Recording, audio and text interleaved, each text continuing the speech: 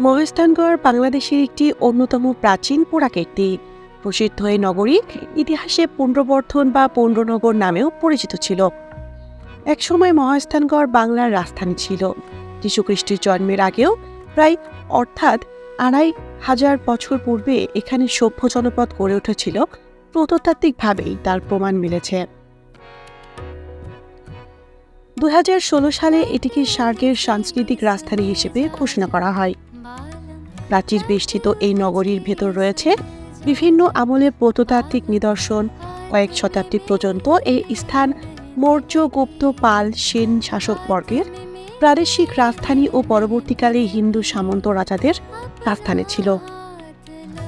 তৃতীয় খ্রিস্টপূর্বাব্দ থেকে পঞ্চদশ খ্রিস্টাব্দ পর্যন্ত অসংখ্য হিন্দু রাজা ও অন্যান্য ধর্মের রাজারা রাজত্ব করেন।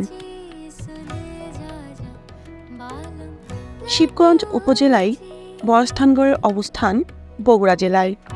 বগুড়া শহর থেকে প্রায় ১৩ কিলোমিটার উত্তরে করতোয়া নদীর পশ্চিম তীরে গেলে এই শহরের ধ্বংসাবশেষ দেখা যায়। সমস্ত মহেস্থানগড়ে রয়েছে বিভিন্ন ঐতিহাসিক স্থান ও গুরুত্বপূর্ণ স্থাপনা।